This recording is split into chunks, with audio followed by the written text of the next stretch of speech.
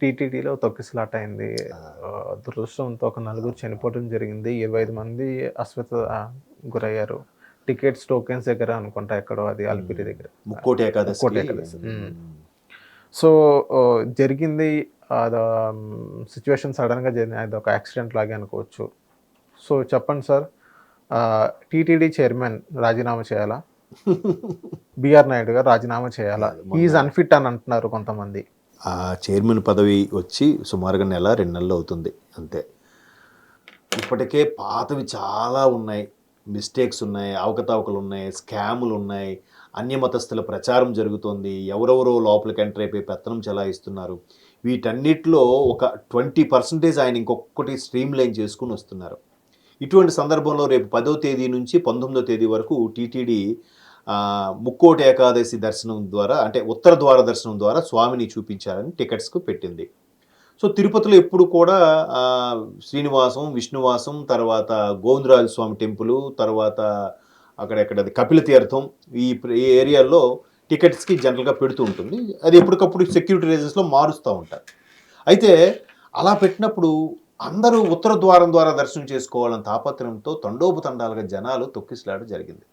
అయితే నిన్న అక్కడ లైవ్ ఎగ్జాంపుల్గా మా మిత్రుడు ఒకడు వెళ్ళాడట. వాడు చెప్పింది ఏంటంటే, లోపల వెయిట్ చేస్తున్నారు అందరూ, ఇంక గేట్ తీయకముందు వెయిట్ చేస్తున్నప్పుడు ఏమైంది, లోపల ఒక ఆవిడికి అస్వస్థత వచ్చింది.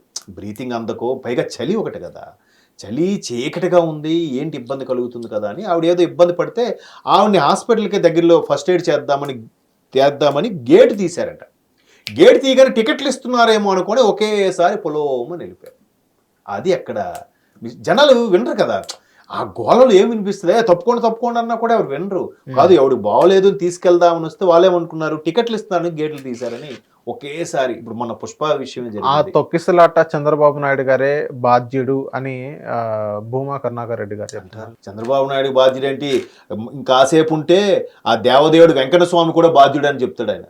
ప్రజల ప్రయోజనాలు చంద్రబాబు నాయుడు పట్టించుకోరు అని భూమన కరుణాకర్ రెడ్డి గారు చెప్తున్నారు. ఇప్పుడు ఒక విషయం అంటే, ముఖ్యమంత్రి ఆయన, కొన్ని అందరి శాఖలు, అందరి మంత్రులకి, ఎమ్మెల్యేలకి, మనందరికీ ముఖ్యమంత్రి కదా ఆయన. ఒక్క నీకో నాకో కాదు కదా, భూమన కరుణారెడ్డి గారు కూడా ముఖ్యమంత్రి ఆయన అవన్నీ చూసుకోలేకే శాఖకు ఒక మంత్రి లేదా నామినేటెడ్ పోస్టుల ద్వారా వాళ్ళని అధికారులను నియమించుకొని వాళ్ళతో చేయించుకొని పర్యవేక్షణ చేసేది ప్రభుత్వ పని. సో అక్కడ ఎవరైతే ఉన్నారో పర్యవేక్షణ, ఈవోనో లేదంటే అధికారులు, వాళ్ళు బారికేడ్లు పెట్టో 1 by 1 పంపించో ఏదో చెయ్యాలి. కింద స్థాయిలో ఏదో చేసిన తప్పుకి వీళ్ళని ఎలాగా ఆపాదిస్తారండి? అదే అంటాడు. మరి కొద్ది రోజులు పోతే తిరుపతి వెంకన్న వచ్చి కూడా సారీ చెప్పాలని అంటారేమో. మరి అలాగే ఉంది. చంద్రబాబు నాయుడు గారు సారీ చెప్పాలంటారు ఒకరు, బిఆర్ నాయుడు గారు రాజీనామా చేయాలంటారు ఒకరు. అంటే ఇక్కడ పోలీసులు కానీ, టీటీడీ విజిలెన్స్ కానీ వీళ్ళందరూ విఫలమయ్యారని భూమన కరుణాకర్ రెడ్డి గారు చెప్తున్నారు. మేబీ దానికి నేను నో చెప్పలేను. ఎందుకంటే విజిలెన్స్ వాళ్ళు దాన్ని ఎక్స్పెక్ట్ చేయగలగాలి. చేసిన తర్వాత even not only TTD vigilance, లోకల్గా పోలీస్ విజిలెన్స్ కూడా ఉంటుంది.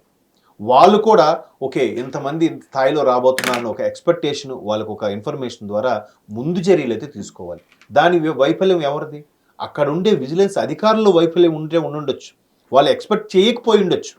అంత మాత్రాన చైర్మన్ రాజీనామా చేయాలి, ముఖ్యమంత్రి సారీ చెప్పాలంటే, అప్పటికీ ముఖ్యమంత్రి గారు చంద్రబాబు నాయుడు గారు ఇమీడియట్గా రెస్పాండ్ అయ్యారుగా, దిగ్భ్రాంతి వ్యక్తం చేశారు. ఇమీడియట్గా వాళ్ళకి ఎంత ఖర్చు అయినా పర్లేదు, ఎవరెవరికి అస్వస్థ గురయ్యారు వాళ్ళందరికీ ట్రీట్మెంట్ చేయండి అన్నారు. బట్ అప్పటికీ ఎవరైతే ఇమ్యూనిటీ పవర్ తక్కువ ఉన్నారో లేదంటే శ్వాసకోశ సంబంధమైన ఇబ్బందులు ఉన్నాయో వాళ్ళు ఆల్రెడీ ఇప్పటికే 6 చనిపోయినట్టు కూడా వస్తుంది. అది ఇప్పుడు అల్టిమేట్గా ప్రజలందరినీ అరెస్ట్ చేద్దామా? మరి ప్రజలను తొక్కిసలాట కదా జరిగింది. వాళ్ళందరినీ ఒక 3,000 మంది 5,000 మంది అరెస్ట్ చేసేద్దామా? వాళ్ళ మీద కేసులు వేసేద్దామా? మీ అందరు తప్పే తోసుకొని వెళ్ళిపోయారని. ఎట్లా ఇది? అంటే రాజకీయ పరంగా ఏదో విమర్శ చేయాలి, వార్తలో నిలబడాలి, వాళ్ళ మనుగడ కొనసాగించాలి. కాబట్టి ఇటువంటి విమర్శలు. సో థ్యాంక్ యూ సార్, మా హిట్టీకి వచ్చిన హిట్ టీవీ యాప్, ఇందులో short news, live news, entertainment shows, movies, digital magazines తో పాటు మీ జిల్లా వార్తలను కూడా ఫ్రీగా చూడొచ్చు. అంతేకాదు కేజీ నుంచి పీజీ వరకు విద్యార్థులకు స్కాలర్షిప్ కూడా అందిస్తున్నాం. ప్రతి వారం 10 మందికి లక్కీ డ్రా ద్వారా ఒక్కొక్కరికి 10,000 రూపాయలు అందిస్తున్నాం. ఇంకెందుకు ఆలస్యం, వెంటనే హిట్ టీవీ యాప్ ని డౌన్లోడ్ చేసుకుని ఫ్రీగా ఎంటర్టైన్మెంట్ పొందండి. Hit TV app. Hit TV app. Please download hit TV app. Hit TV app ని ఫ్రీగా డౌన్లోడ్ చేసుకొని ఎంజాయ్ చేయండి. మీకు నచ్చిన ఎంటర్టైన్మెంట్ కోసం హిట్ టీవీ యాప్ ని ఫ్రీగా డౌన్లోడ్ చేసుకుని ఎంజాయ్ చేయండి. హిట్ టీవీ యాప్ని డౌన్లోడ్ చేసుకుని ఆస్వాదించండి, ఆశీర్వదించండి. ఇంతమంది సెలబ్రిటీలు హిట్ టీవీ యాప్ ని డౌన్లోడ్ చేసుకోండి అని చెప్తున్నారంటే ఎంత మంచి యాప్ ఆలోచించండి. అమెరికా అమెరికా అమెరికా అమెరికాలో చదవాలనుకునే వాళ్ళకి విశ్వసనీయమైన పేరు మన శౌర్య consultancy. UK Law 1 Year Masters. UK Law 1 Year Masters. 2 years work permit up to 5 years visa. Contact Saurya Consultancy. Contact 89851 89851.